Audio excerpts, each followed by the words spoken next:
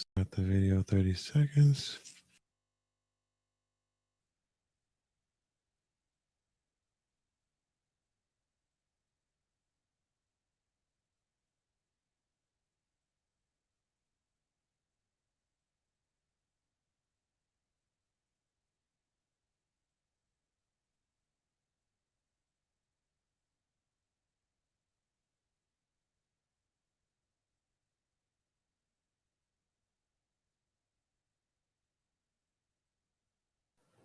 Oh my God, we are back in the building.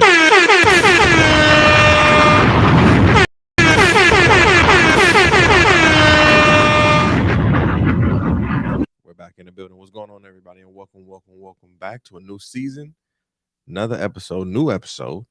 You feel what I'm saying? Of the Grounded Out Sports Show, your favorite sports show from a common fan. You know what I'm saying? We in the building, season 2. All the shenanigans is back. And again, it's just an opinion. Opinions from a common fan, and we are back in the building. Hi, everybody. How's everybody doing? It's been a while. It's been a long time. You know what I'm saying? It's been a minute. No, no, for real. But I missed you guys. For real. I hope everybody's doing great. Hope your holidays was great. I hope your New Year's was great. I hope everything was great with you. You know what I'm saying? But thank you for tuning in. We are live right now on YouTube. Excuse me to all of the people who are watching on YouTube. We took a little time because I was having technical difficulties over here. You know what I'm saying? So we did take a little time. So I apologize for that like 5 minute, kind of live delay. But we are back in the building. And we don't have a long show for you today, for real, for real. We don't have a long show for you. And Cousin Scrap is not here with us, but he is here with us in spirit. So y'all say what's up to Cousin Scrap in spirit. Y'all make sure that he gets to his destinations safely and abundantly. You feel what I'm saying? But we got a show, right? First of all, I hope everybody had a great New Year's, for real. I hope everybody's, time with their family was great. Shout out to everybody that's in the live with me right now.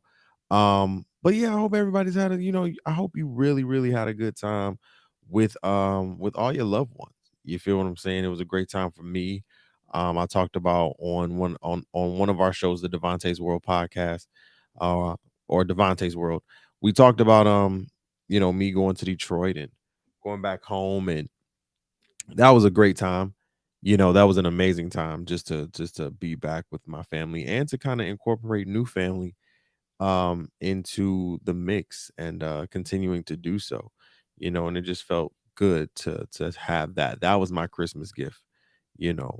Um and I really appreciated all of it. So again, I hope everybody had a great time with their family, spent it to relax, and to just you know have some. Listen, 2022 was a lot.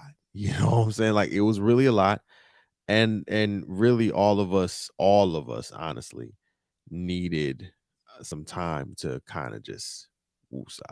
And that's what we did. So I hope everybody did the same. But we do have a show, right? And first of all, I don't even know where to start, but I'm gonna start here. Okay. I want to start with the um Skip Bayless and Shannon Sharpe, right? So Skip Bayless, Shannon Sharpe, these two are of course the host of the highly sought after and highly watched show Undisputed on Fox Network. I believe it's pretty much um face or the biggest show on the network, right? Probably next to Fox football, on Sundays.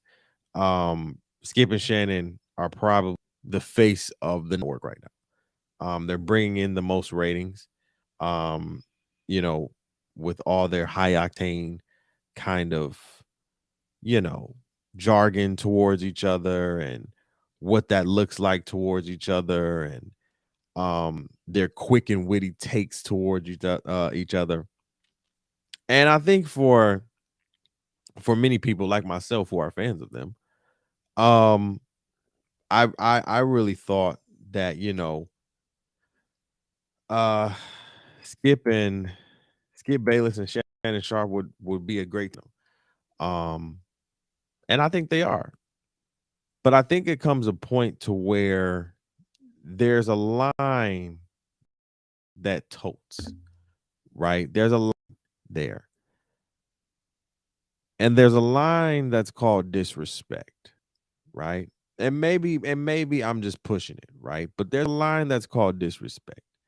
Um, and a lot of you know what I've been talking about. Just and just not in terms of the Damar Hamlin thing and the tweet, right? But in terms of Skip's jargon or his wittiness of entertainment towards Shannon Sharpe. As I talked about on the Opinionated Brother podcast, I gave him the clown of the week. Why? Not just because of the Damar Hamlin tweet, because it's not about the tweet. And everybody has said it. It's not about the tweet, Skip. It's the timing of the tweet. Yes, we know that on the field of football, people have gotten broken legs, broken necks, concussions, bad concussions, all of that. And people have still played. We've seen that. We know what that looks like. You understand what I'm saying? But this man in Damar Hamlin, literally, like I've never seen somebody have to have CPR on them. This man, you could say, was damn near just, if you want to call it dead, he was dead for like some seconds. The body has stopped. Cold. The body is stopping. He's not breathing. There is no breath. There is no life in the body. Do you understand what I'm saying, Skip? So when you put out a tweet right then and there saying, hey, basically, when's the game going to pick back up? Sir, hold on.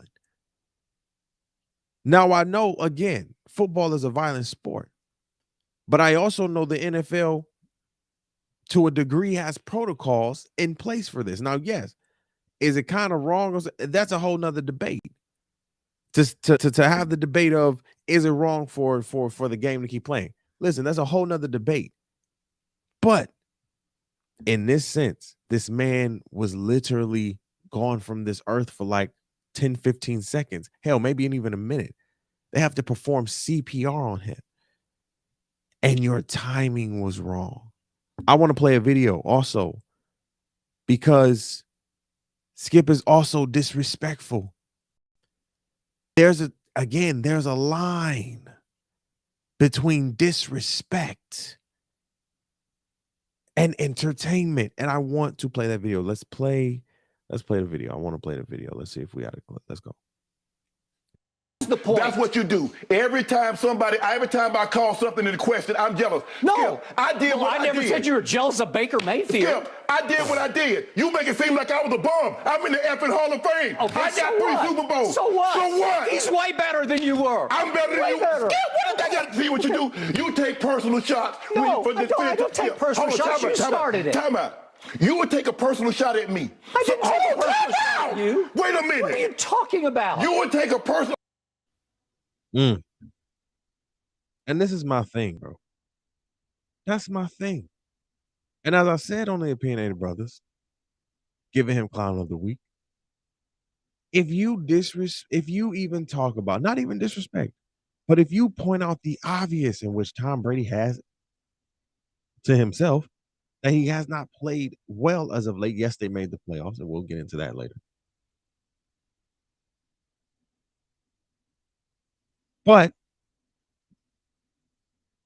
if you disrespect his holy trinity in Tom Brady, Jordan, and the Dallas Cowboys, you will get disrespectful Skip Bayless. There's no more entertainment Skip Bayless. And I know everybody can sit here and say, oh, Skip is so nice. Skip is so cool. That's well, fine, and dandy. But not when you gonna call me or let me put myself in Shannon Sharpe's shoes as Shannon Sharpe. You're not gonna call me a bum or say that Tom Brady's better than me. First of all, you can say that all the while. You ain't never played the sport. I'm better than you, though. You're just saying he's better than me because I'm sitting here jargoning at your lover, homie, friend, and Tom Brady. That's what it is. And you want to go personal. You want to take it low. But see, Skip, when you take it low with Skip, is ready to get you fired. Ain't that right, Jalen Rose?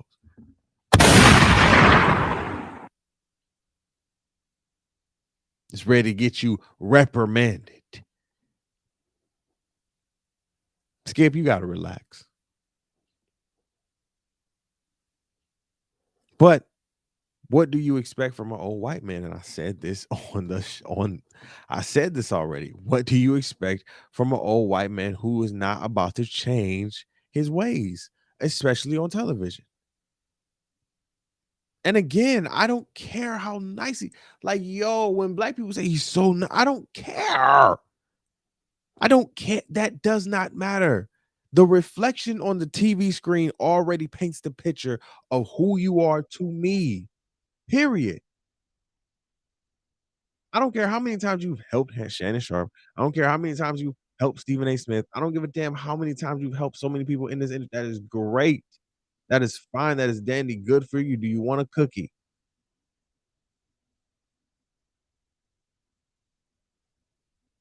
I get all that. And I understand even Stephen A went on Draymond Green's podcast and explained it even he explained it better, and which I respect. And then but still, I'm like, I don't care. I don't care that you've covered this league for 50 years. That's amazing. You have a wealth of knowledge that I respect. You have a wealth of knowledge that I respect. But when you're talking to somebody who has literally played the sport, there's a difference. I don't care how long you've been covering the sport. You ain't never got your white ass on that field to play the sport. So when you're literally disrespecting the man who is a Hall of Famer three-time Super Bowl champion and one of the best tight ends to ever play the game of football, and you're disrespecting him across the table and you call him partner. Trash! That's not a partner. That's not a partner.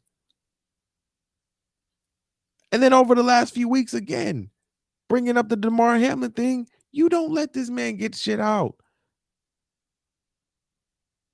Put your glasses back on. Who the fuck you think you? I'll smack the shit out of you, Skip Bayless. And I have to give it to Shannon Sharpe. He held his accordingly. But I do agree with Stephen A. Smith when he said on Draymond Green's podcast when he said, I wouldn't have gave him my chair for shit. Now I know that's probably because I just have a different feeling. Shannon Sharpe didn't come to work that same day that Skip put out that tweet, right? That next day he didn't come to work because I can only imagine what Shannon Sharpe was thinking that day, what he was feeling that day. That man was probably seething, ready to smack the living shit out of Skip Bayless. And listen, I respect Skip Bayless being 10 toes down in his shit, but don't come on TV the next day when Shannon comes on and sit here and say, oh, I'm not backtracking on my tweet.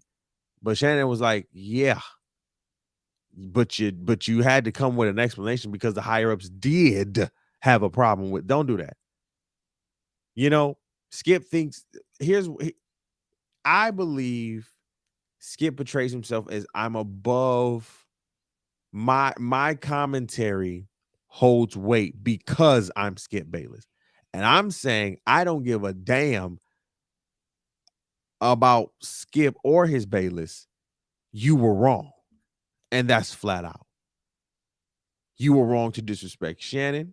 You were wrong to disrespect and put out that tweet at the timing that you did, and you are old enough with more common sense to know Trash! that you were wrong. And that's flat out. And that's period. We'll leave it there. All right. Let's get off of them real quick. I want to get on the NBA. Actually, let's get on the NBA season real quick, right? The NBA season is here. You feel what I'm saying? The NBA landscape has really been changed. I don't know why I put it here. Has really been coming to a standstill. Let's get some of the NBA standings right now going into the new year, right? So, if we're looking at the standings right now in the Eastern Conference, the top 8 teams, we have the Celtics at 31-12. We have the Nets at 27-14. The Bucks, number 3, at 27-15. The Cavaliers at 27-16. The Sixers, 25-16. The Knicks at 24-19. The Pacers and the Heat round out 7 and 8 with 23-20. Listen, the Celtics are probably one of the best teams in the league right now. Jason Tatum is literally, we said Jason Tatum is going to be a star. He's literally on the superstar status now. He ain't playing, and Jaylen Brown is not too far behind him. It is also pretty bad that again Kevin Durant has gone down. I believe it was an MCL sprain in his, not the left, but I believe the right knee this time. And here's why I wanted to go to Ben Simmons really quick.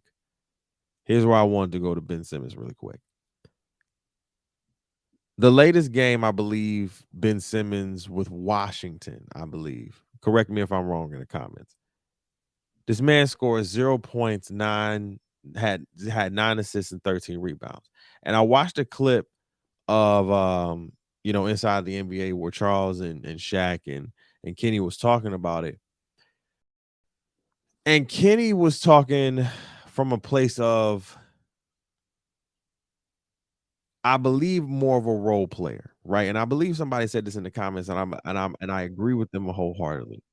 Shaq and Chuck are talking about Ben Simmons on a superstarish type of level.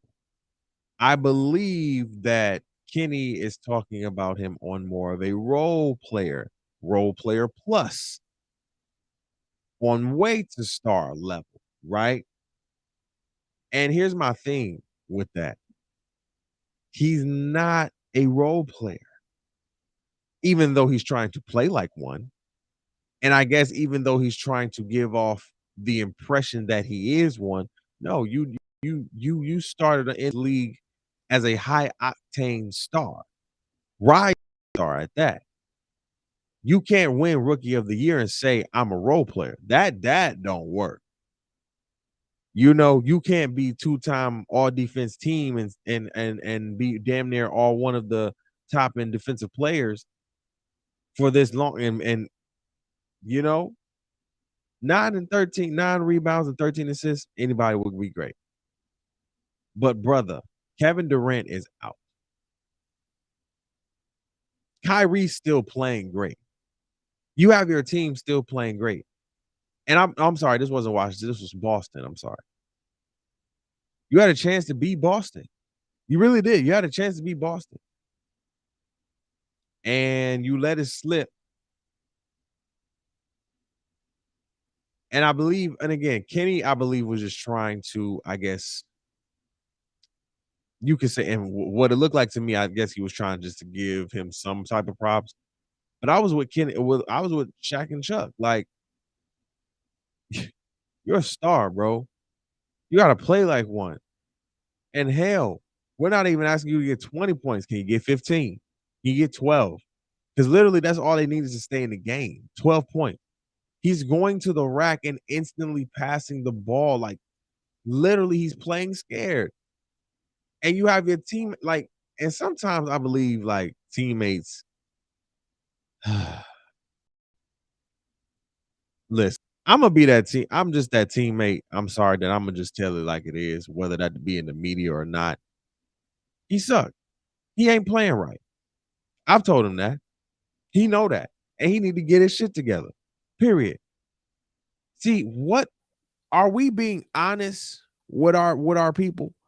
Are we being honest with our teammates? You ain't even got to be friends, but our teammates, because we're on a cusp to try to win some shit. But are we just worried about the money? Or are we worried about, what are we truly worried about here? 0, 9, and 13. You're averaging 7 points a game, and you want to be called a star in this league? Kevin Durant is out. They're going to need you to step up, and which you can.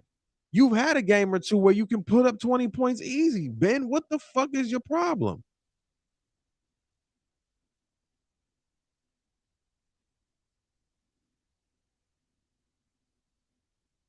Like you scared of the goddamn basket. You know what? I got a league for you. Go to the what league do I want to say? Go to the Ice Cube got you. Ice Cube got you. What is it? Shit, I forgot. Lord have mercy. What's Ice Cube? Good Lord. Hold on, I'm looking it up now. Let me see. Hold on. I forgot. The Big Three. There you go. Go to the Big Three.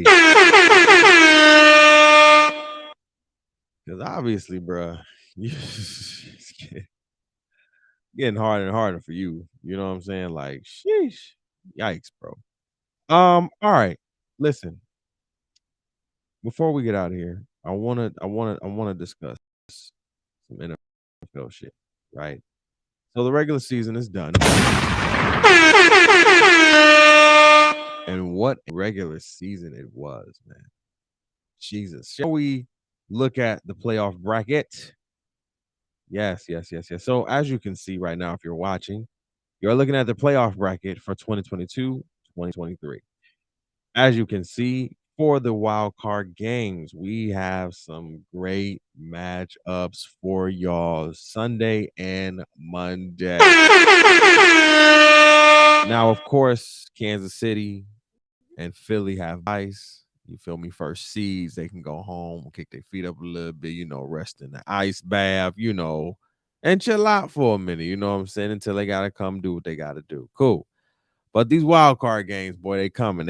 So let's go to the AFC real quick. But before we go to the playoff picture, right? Hold on. Here's the thing. Right? Here's the thing. Let's go back to the regular season real quick. I just want to say, Detroit, I'm proud of you.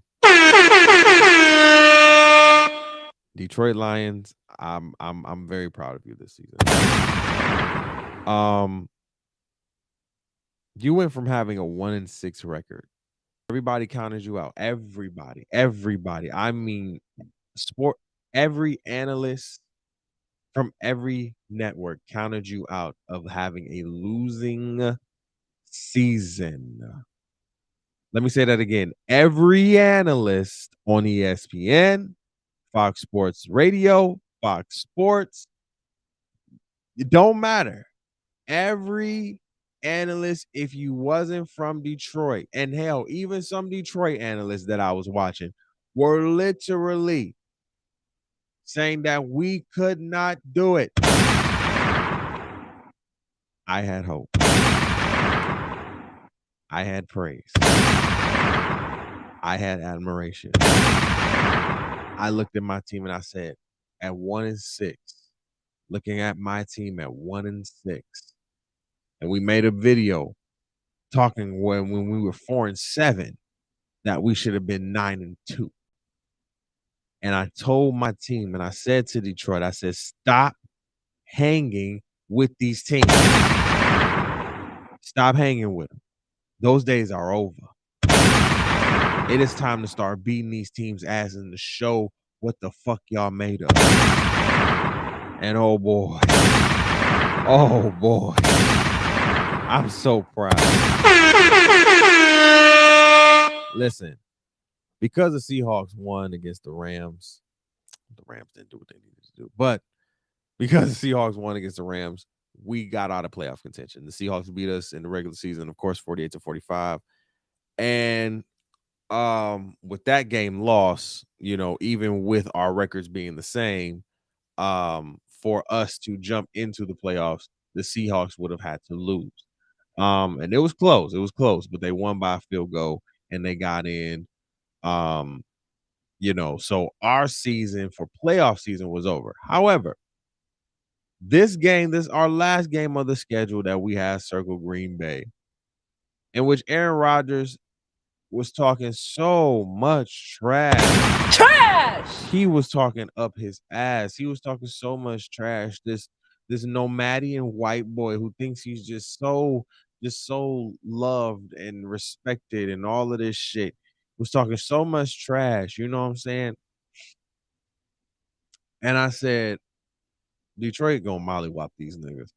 And I said, if it's not gonna be a mollywop, it's gonna be a close game to where we're not gonna let up on these motherfuckers. And oh boy, we didn't let up. Now, again, if we lose to Green Bay, they get into the playoffs. No. This is our playoff game. This is our NFC Championship game right here. We've got owned by Green Bay for 27 damn near years. Okay? This is the one time. And I remember every time during this time, this was the last game on the schedule, we would get owned by Green Bay. Owned. This was that time where I felt like, oh yeah, we about to whoop that ass. I always felt like Jared Goff was a great addition to what we had going on. I felt like Jamal Williams and that squad over there, St. Brown and all of them. I said, this is a squad to be feared.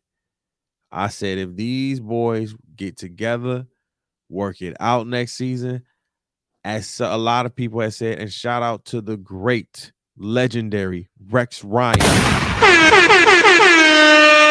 Because we did beat Green Bay 20-16, spoiled their season 8-9, us 9-8, coming back from a 1-6 season. You feel me? Starting off the season. Yeah, a lot of y'all counted us out. We literally won 8 out of our last 10 games. Literally, bro. What are you talking about? What are you talking about? And low key, if we were in the playoffs, they didn't want to see us. Teams didn't want to see us. Okay, teams didn't want to see us. I'm just being honest right now. Teams didn't want to see us. We was playing. We was making 4th and 1 drives and shit. I'm like, ooh, we are going.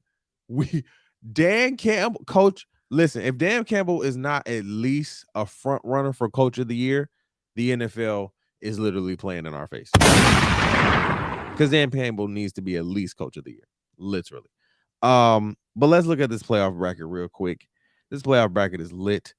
So when we look at the wild card games right now, the Bills versus Miami, the Bengals versus the Ravens, and the Jaguars versus the Chargers. First of all, can we give the Jaguars some love really quick? I thought it was gonna be the Titans. Tighten up. But god damn it, they tightened down.